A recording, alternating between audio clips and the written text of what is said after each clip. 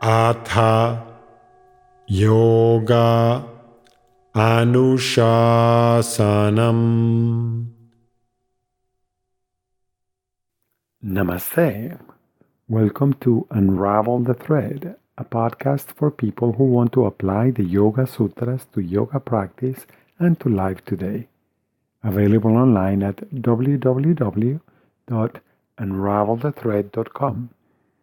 I am Ruben Vasquez, your companion on this journey of exploration. On today's episode, Yoga Sutra 136.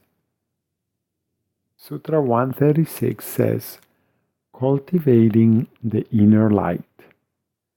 As with the previous verses, this one can be interpreted in two ways.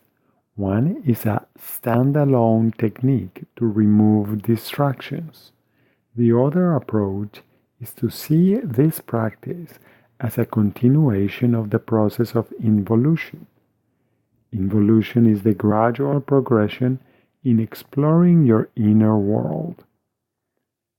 As the senses turn inwards and sensitivity grows, subtler aspects of your inner world become apparent. The process is an organic enhancement of your ability to focus. This is the practice of concentration, dharana. The focal point in this case is your inner light. Every person has an inner light, the light of life. We see this light shining bright in babies. In fact, it is difficult not to see that brightness in them.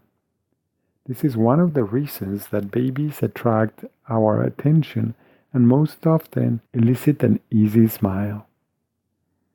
As a person gets more and more established in her ways of being, internal commentary becomes an endless litany of opinions, stories, beliefs, likes, and dislikes. As it was suggested in Sutra 1.4, if those ways of being are not regulated, we tend to identify with them.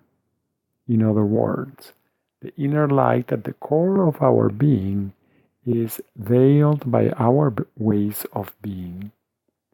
The often used word enlightened refers to someone whose inner light shines bright, enabling him to see everything with clarity, unencumbered by who he thinks he is or should be. Trataka, the practice of gazing at a candle flame, is one accessible technique to start. In a darkened room without any drafts, sit in a comfortable position 2 feet away from a candle placed at eye level. Focus your gaze on the center of the flame and, keeping your eyes steady, try to concentrate on the light for as long as you can without any strain. When you reach a comfortable limit, close your eyes gently and stay with the light within for as long as possible. Explore the option of trying to connect that light behind your forehead to the center of your brain and down through the center of your throat to the center of your chest. Visualize your heart enveloped in soft light like the luminescence of the full moon. When the sensation of light fades, you can try opening your eyes and gazing at the candle again. In some traditional texts, it says to keep the gaze fixed until your eyes start watering. You may try this and notice how that feels and if it agrees with you. Practicing with patient persistence may make it easier to just feel the impression of light behind your forehead and from there to connect to the light in your heart. You may also bring joyful thoughts into your mind and inspiring feelings into your heart to invite this inner brightness to arise. For example, You can think of something that brings a smile to your face, or you can remember a particularly happy moment. Then, gradually let go of the details and stay with the residual feeling. One other way to access this luminescence is by aligning with the feeling of gratitude and love for your life, your partner, relatives, friends, and teachers. As usual, choose one technique, engage in the practice as best as you can, and notice its effects. Is this practice helpful or unhelpful? As usual, one more way of exploring the meaning of this sutra is by chanting it. You can choose to chant in its traditional form. In this case, each word is chanted individually.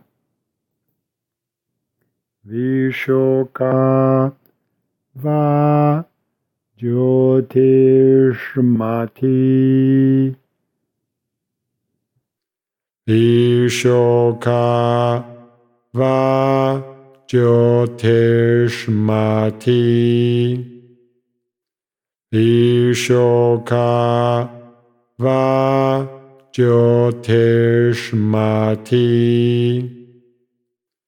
Vishoka va jyotishmati. Vishoka va jyotishmati. Thank you very much for listening. I hope you can join me for the next episode when we will explore Sutra 37 in Chapter 1. Please remember that you can find more information at unravelthethread.com. I would appreciate it if you could share this podcast with others. Thank you. Until next time, Namaste.